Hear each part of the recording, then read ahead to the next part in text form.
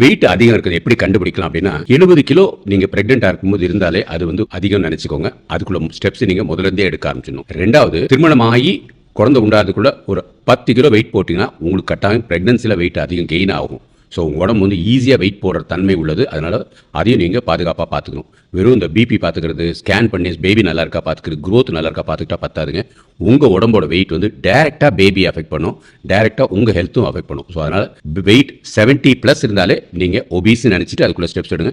சிலவங்க 85+ இருக்காங்க, சிலவங்க 100+ கூட இருக்காங்க. இவங்கெல்லாம் ரொம்ப எக்ஸ்ட்ரா ப்ரிகாஷன்ஸ் எடுக்கணும். அவங்களுக்காக ஸ்பெஷலாக டாக்டர்ஸே, டயட்டீஷியன் எல்லாம் இருந்தாலும் பெட்டர் தான். வெயிட் கெயினும் ஒரு 7வது மாதத்தில் வந்து ஒரு 60-65 கிலோ இருப்பாங்க. திடீர்னு பார்த்தீங்கன்னா ஒரு 10 கிலோ போட்டுருவாங்க. அது வந்து மோஸ்ட்லி வாட்டர் ரெட்டென்ஷனாக இருக்கும். பட் இருந்தாலும் அந்த வெயிட் கெயினை நீங்கள் அவாய்ட் பண்ணாதான் உங்களுக்கு காம்ப்ளிகேஷன்ஸ் எல்லாம் கம்மியாகும். அதுக்குள்ள எல்லா முயற்சிகளுக்குள்ள இது வந்து அவேர்னஸ் வீடியோஸ் நான் அடுத்தடுத்து போடுறேன். அது கவனமாக பாருங்கள். 3-4 foods that should be avoided, 3-4 foods that should be increased. இதை அடுத்த வீடியோவில் பாருங்கள்.